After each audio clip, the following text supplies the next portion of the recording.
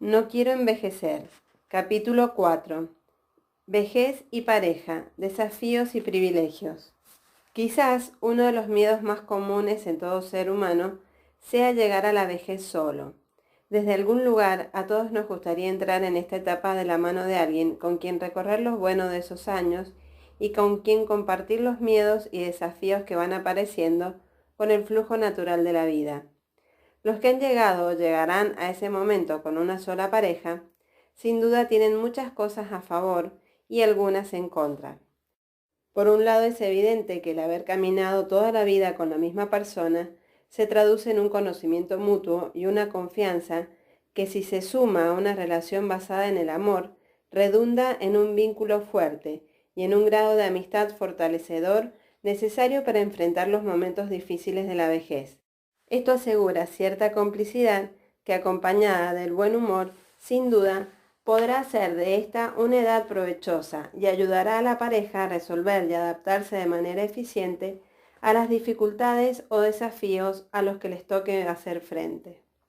Por otro lado, dicen que aquellas características que hacen que nos fijemos en otro en algún momento, esas que atraen y conquistan, son las mismas que terminamos odiando con el tiempo. Si, por ejemplo, me atraía a él por su sentido del humor, probablemente con los años lo iré encontrando superficial y a alguien con quien no se puede nunca hablar en serio. Si era muy protector y decidido y me hacía sentir segura y contenida, con el paso de los años podría parecerme prepotente, dominante y machista. En el caso de las mujeres es lo mismo. Si me encantó una mujer porque era libre e independiente, después me puede preocupar que no se ocupe de su casa y de sus afectos primarios. Es que así somos, complejos y maravillosos. No debemos olvidar que el paso del tiempo actúa todos los rasgos de personalidad, incluyendo lo bueno y lo malo que todos llevamos dentro. Entonces, si alguien de joven era rabioso, es muy posible que de mayor se convierta en un viejo cascarrabias, lo que requerirá de más paciencia, tolerancia y mucho sentido del humor para manejarse en este nuevo escenario. Es importante también mencionar la importancia del respeto por los gustos, que seguramente irán cambiando, el respeto por los tiempos y la aceptación de una forma distinta de relacionarse afectivamente. Muchos vínculos parecerán transitorios, la gente viene y se va, y la pareja se verá enfrentada a sí misma quizás de manera más frecuente. Es importante entonces compartir y calibrar las cercanías y los silencios con los tiempos colectivos y los cuidados que la pareja necesita. Quizá por esto es que resultan preocupantes los códigos de relación de la juventud, porque el concepto de lo desechable, de la poca paciencia basada en una mala definición de la autoestima, donde lo único que pareciera importar es lo que quiero yo y cómo se las arreglará el resto para hacerme feliz, parece ser un transporte que solo me llevará a la soledad.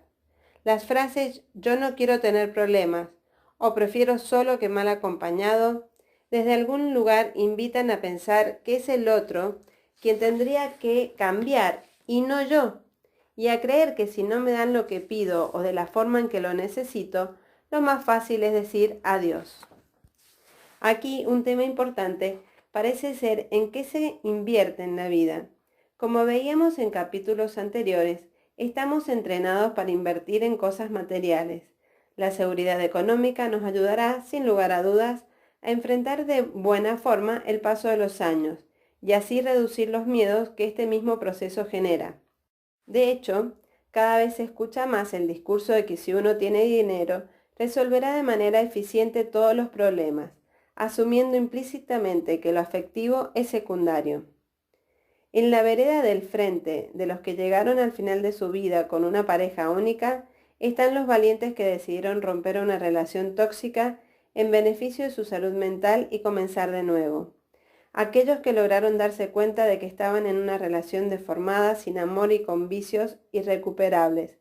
Se pegaron literalmente el salto por la independencia, con la esperanza de que esa soledad abriera sus puertas a un futuro amor que lograra consolidar una vejez acompañada, pero con alguien con quien la construcción de la pareja fuera lo suficientemente sana como para enfrentar esa etapa. Esta nueva pareja a lo mejor no se conocerá tanto, ni tendrá una experiencia de vida en común, pero dada la experiencia aprendida de la o las anteriores relaciones, pondrán todo de su parte para disfrutar de lo bueno y aprender de lo malo. Además, las parejas consolidadas a mediana edad ya debieran visualizar, incluso en la decisión de estar juntos, la posibilidad y, por qué no decirlo, el anhelo de compartir la vejez con todo lo que ello traiga. Existen situaciones cotidianas que, llegada a la jubilación, es importante conversar y revisar. El manejo de los tiempos, por ejemplo, parece ser clave en la armonización de la pareja. ¿Cuánto se respetan los tiempos personales, el hacer cosas solos y en qué medida son capaces de diseñar tiempos compartidos en forma entretenida podrá determinar el estado final de gozo diario de cada uno de los integrantes de la pareja? Esto otra vez dependerá de la historia de esta pareja y de cómo han ido resolviendo estos temas a lo largo de la vida. Porque si no lo han sabido hacer a los 30 o a los 40, difícilmente se podrá hacer a los 50, 60 y demás. Otra vez aparece el concepto de prepararse a lo largo de la vida para tener una buena vejez. Es importante mencionar que esa pareja, sea esta la de toda la vida, una reciclada o la que se haya formado después de algunas otras experiencias, ya entrada en la vejez se verá enfrentada al desafío de la soledad, porque los hijos, ya sean de los dos o de uno de ellos, se habrán ido de la casa para hacer su propia vida. Solo quiero resaltar cómo puede esto afectar a la pareja, porque de la familia en general hablaré en otro capítulo. Y en este sentido, esta nueva situación obligará a estos dos seres a ver el rostro del otro, que ese tiempo probablemente no veían, y les dará la oportunidad de volver a conocerse, volver a gustarse y ojalá volver a ser novios y esta vez para siempre. En cualquier caso, esto puede ser un momento duro. Si nunca cuidaron los afectos, si estuvieron muy preocupados del resto y no entendieron que lo principal y el motor de todo eran ellos dos, el volver a encontrarse con la pareja frente a frente luego de tanto tiempo puede generar más de un roce o dificultad. Esto es muy frecuente de encontrar entre aquellas personas educadas solo para cuidar los trabajos y no los amores. A todos nos han enseñado a cuidar los trabajos, porque es de público conocimiento que los podemos perder si no lo hacemos. Pero en ningún momento se nos ha dicho que la empresa que se está yendo a quiebra en América Latina es la familia, y más específicamente la pareja. Un día, conversando con el gerente general de una compañía muy importante y exitosa en el mundo hispano, me contaba con angustia que tenía serios problemas de pareja y pensaba que al final terminaría separándose. El hombre no entendía por qué pasaba esto si él quería mucho a su mujer. Le pregunté entonces cuánto tiempo le dedicaba diariamente a su empresa para que pudiera estar dentro de esos tan altos lugares de reconocimiento, y él me responde sin movilizarse mucho y hasta con cierto orgullo que entre 9 y 10 horas diarias, y por los fines de semana, por las noches, la vigilaba por la computadora. Cuando le pregunté cuánto tiempo diario le estaba dedicando a su mujer para llegar a la relación de pareja que hoy tenía, con los ojos llenos de lágrimas reconoció que con suerte 1 hora diaria y alguna comida de repente los fines de semana. Él lo entendió rápido. Entendió que no podía tener los mismos resultados de su empresa en su pareja si no le dedicaba tiempo concreto, y si quería mantener su matrimonio tenía que generar un cambio desde ahí. Por eso insisto en que la gran decisión de la vida es invertir no solo en la productividad laboral, sino también en los afectos. Lo que parece ser clave es que hay que hacerlo conscientemente, entendiendo el amor como una decisión. Siempre me he preguntado por qué, si la mayoría de las empresas analiza por lo menos una vez al año, y a veces más, los resultados, las necesidades y los costos, no puede hacer lo mismo una pareja y una familia para ver cuáles son los objetivos o sueños de sus integrantes y hacer planes para la felicidad de todos. Creo que no se hace simplemente porque daría vergüenza contarlo. En este contexto, el amor parece que solo se vive, no hay que conversarlo ni mucho menos planificarlo. Porque a la vista de todos perdería la magia. Gran error si queremos disfrutar de la vida en plenitud y llegar a la vejez acompañados no solo de parejas sanas, sino también de otros afectos que hayan sido capaces de cultivar a lo largo de la vida. Estos desafíos conjuntos de lo que hemos venido hablando implican también desafíos individuales para lo femenino y masculino, para hombres y mujeres, tanto hetero como homosexuales. Vamos primero a detallar los retos que trae para los hombres el paso del tiempo. Uno de los motores de la identidad masculina a lo largo de la vida son el trabajo y la sexualidad. Culturalmente hemos enfatizado en ambos aspectos para considerar a determinado hombre un varón de tomo y lomo. Con el paso de los años, ambos aspectos necesitarán una reevaluación y un cambio de giro. Al momento de jubilar, el sentido de lo que es el trabajo cambia radicalmente, y si no se reformula, puede producir una crisis fuerte y difícil de resolver. Aquí adquiere sentido la redefinición del descanso y cómo el realizar actividades no remuneradas también puede llenar el alma. El no hacer nada incluso puede generar placer.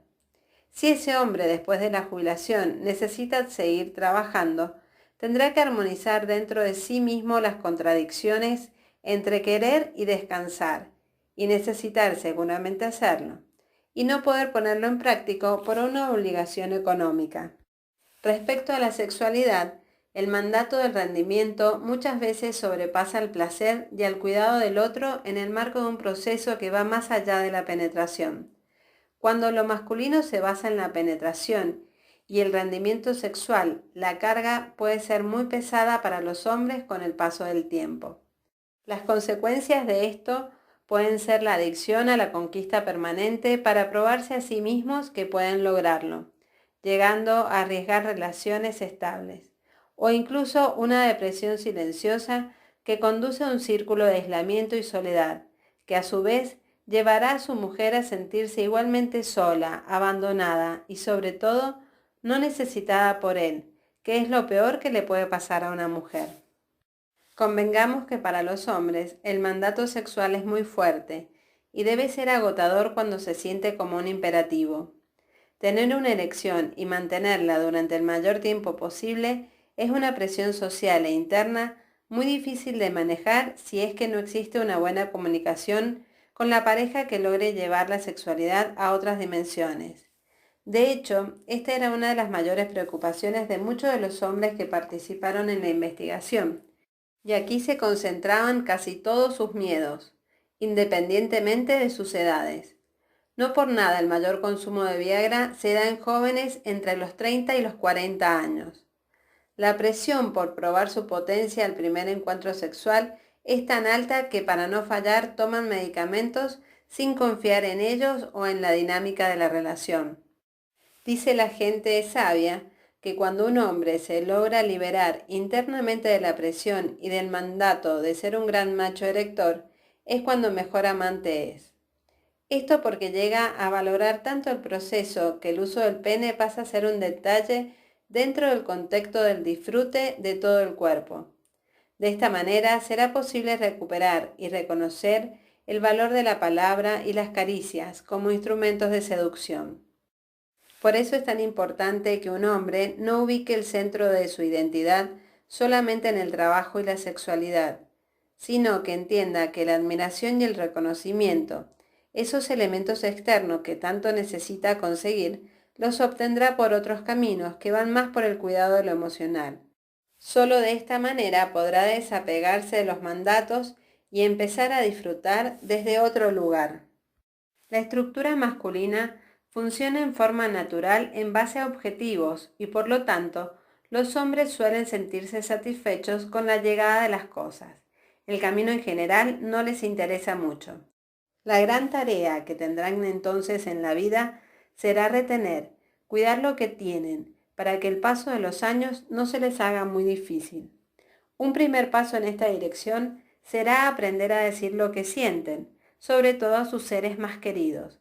Tendrán también que entrenarse en visualizar los detalles y los procesos afectivos, y no únicamente las metas. No solo es importante haber llegado a tener una casa, es indispensable para su mujer que ese hombre esté cotidianamente ahí, asumiendo y disfrutando cada uno de sus derechos y obligaciones. Un hombre que no haya aprendido estas cosas corre el riesgo de quedarse solo en la vejez. Quizás es por esto que en las calles siempre hay más mendigos hombres que mujeres. Estas casi no existen. En resumidas cuentas, es muy probable que el hombre que nunca aprendió a retener, cuando se vea enfrentado a momentos de vulnerabilidad, es decir, cuando esté cesante, enfermo, pobre o viejo, no tenga a nadie alrededor, porque no supo cuidar su entorno afectivo al estar solo preocupado de sus metas. Como planteé en mi libro Viva la diferencia, los hombres son eminentemente soltadores, por lo que tienen mala memoria emocional, hablan menos y pueden dar vuelta a páginas de la vida con mucha rapidez. Bajo este mismo principio, se pueden haber olvidado de su mujer, de sus hijos, de pagar una pensión de alimentos, etc. Mi consejo es que tengan cuidado con esto, porque todas estas decisiones pasarán la cuenta llegada a la vejez, con todo el riesgo de ser sancionados, mal evaluados y de quedarse muy solos. Por otra parte, los hombres que hayan aprendido a retener y a cuidar los procesos llegarán a la vejez llenos de afectos y rodeados de gente que los sabrá contener en las dificultades. Si este aprendizaje fue incorporado, ocurrirá también que esa predisposición natural de los hombres para enojarse, aquella que reforzaba su masculinidad, se convertirá en una nueva facilidad para entristecerse. Es por esto que es muy frecuente ver a abuelos llorar y emocionarse fácilmente a medida que pasan los años, mientras que las mujeres sufren el proceso inverso. Nosotras hemos sido educadas para entristecernos y nos aprendemos a enojar con los años. Es debido a esto que los abuelos tengan cierto dejo de dulzura y algunas abuelas sean vistas como más mal genio o de mal carácter. Uno de los aspectos más positivos de la estructura masculina y del cual la femenina debiera aprender es la enorme capacidad que tiene de juego, de gozar con lo simple y el anclaje en el presente, lo que les ayuda enormemente a complicarse menos la vida y a aplicar el sentido del humor y del disfrute frente a cualquier circunstancia. Esto es un factor de salud mental que en los países con mayor dificultad de sonrisa, como el mío, puede ser interpretado como un signo de inmadurez y una herramienta que puede ayudar mucho a resolver situaciones difíciles. Uno de los elementos que genera mayor infelicidad entre los hombres es no poder encontrarle solución a las cosas, no poder controlarlas y no cumplir las metas que se ha propuesto. Es por esto que, en general, los hombres tienen tan mala predisposición y actitud frente a las enfermedades y a todo lo que se relacione con ellas, hospitales, médicos, remedios, inyecciones, etc. Sean ellos los que la viven o sus más cercanos. Este es un escenario que les da rabia y frente al que se sienten impotentes. Se enojan con una por estar enferma, como si fuéramos culpables de ello. Lo mismo les pasa cuando tenemos pena, frente a lo cual tienden a plantearnos soluciones, sintiendo genuinamente que así ayudarán a que la tristeza se pase, produciendo con esto el efecto contrario, porque de esta manera nosotras no nos sentimos contenidas y acogidas. Un clásico ejemplo expuesto por una mujer durante la investigación es que ella llegó muy triste a la casa y él, al verle la cara, por lo visuales que son los hombres, le preguntó qué le había pasado. Ella le contó a medias que había discutido con su mamá y que eso la tenía apenada. Para intentar ayudarla, él aplica la técnica masculina de dar soluciones y le dice: «Gordita, tú sabes cómo es tu mamá, no tienes que hacerle caso». Esta frase gatilla un nuevo sentimiento en ella. Al sentir que su mamá está siendo criticada, instintivamente salta a defenderla, y eso lleva a una tremenda discusión que se centra en la madre y no en la pena, que era lo importante. Lo que esa mujer en el fondo necesitaba era un abrazo, un vaso de jugo, comida en la cama, un baño de inmersión o cualquier cosa que le hiciera sentir que el marido la entendía desde los afectos y no solo desde lo racional. Lo mismo pasa con el llanto femenino. A los hombres les cuesta simplemente mimarnos sin decir mucho y les tiende a dar rabia vernos así. Se sienten impotentes e inútiles y en vez de ir a abrazarnos, que es lo que necesitamos, se alejan y nos dejan solas. como quizás les gustaría a ellos que lo hiciéramos nosotras con ellos. Pero claro, hay aquí una contradicción porque cuando los hombres sí se sienten vulnerables, suelen ponerse muy mimosos y con una actitud casi infantil, marcada muchas veces por la exageración, la baja tolerancia al dolor y el no muy buen humor producto de la rabia y el miedo que les da sentirse así. Es muy importante entender algo que hemos ido descubriendo en mi fundación Cáncer Vida, y es que muchas veces en la vida, cuando el cuerpo se enferma, el alma sigue sana y no tiene ninguna alteración. Esta está sana para reír, para amar, para dar lo mejor de sí, independientemente de lo que le pase al cuerpo. Esto apunta a entender que aún en un estado complicado como puede ser cualquier enfermedad, existe un espacio de libertad que está determinado solamente por la actitud. Y esto es algo que les cuesta mucho más entender y aplicar a los hombres que a las mujeres, por las razones que anteriormente di. En resumen, para que un hombre no se resista a envejecer, tiene que haber trabajado los paradigmas de su identidad, el trabajo y la sexualidad. Para haber hecho eso, tiene que entender el valor de la comunicación verbal y no verbal. Tiene que aprender a expresar sus sentimientos, sobre todo con los que más ama. Tiene que haber aprendido el valor de los procesos y los detalles, habiendo disfrutado el logro de alguno de sus objetivos de vida. Y finalmente, tiene que salir del mandato de la potencia y el rendimiento sexual. Debe también asumirse vulnerable y dispuesto a pedir ayuda, aceptando tanto su vulnerabilidad como la de los demás, especialmente de los más cercanos. Debe tomar contacto con su capacidad de jugar y estar anclado en el presente, e intentar transmitírsela al resto. Debe hacer el esfuerzo de contener sin pensar que todo se trata de dar soluciones. El caso de las mujeres es distinto. Nosotras estamos diseñadas desde lo biológico para retener, y esto a medida que pasan los años se va haciendo más patético y evidente. La retención de líquidos aumenta y todo el metabolismo camina a paso de tortuga, indicándonos que algo hay que hacer para acelerarlo. Es en este punto cuando uno descubre que el ejercicio y mucha agua son elementos que se incorporan a nuestra vida para no irse nunca más. Y cuando nos hacemos conscientes de que si lo hubiéramos integrado siendo jóvenes, la llegada a este momento hubiera sido muy distinta y mucho más fácil. La conducta retentiva, tal como aparece en la investigación plasmada en el Viva la Diferencia, trasciende lo físico, y es por esto que retenemos recuerdos y somos preguntonas, insistentes y reiterativas. Por lo tanto, es clave aprender a soltar. Ese es el gran aprendizaje que debemos incorporar las mujeres durante la vida. Dejar de hacer lo que nos hace mal y quedarnos con lo que nos hace bien parece ser clave para poder disfrutar el paso de los años y que no nos transformemos en señoras quejumbrosas y víctimas de lo que nos ha tocado vivir. Otro de los grandes aprendizajes que deben incorporar las mujeres durante la vida y que es producto de aquello que anhelamos en nuestro mundo emocional es entender que a nosotras nos tienen que querer por lo que somos y no por lo que hacemos. En otras palabras, debemos evitar necesitar sentirnos necesarias. Cuando una mujer construye su identidad en base a lo que hace, va por muy mal camino, ya que no podrá dejar de hacer nada, incluso aquellas cosas que no le gustan, porque se muere del terror de ser mal evaluada y por ende dejada de querer por esa evaluación. Es común ver a mujeres que prefieren hacer aquellas cosas que odian, quejarse la vida entera y no dejar de hacerlas para no recibir esa evaluación. Muchas veces esta actitud se sustenta en el miedo a que los hombres se acostumbren a hacer las cosas solos y ya no las necesiten para nada.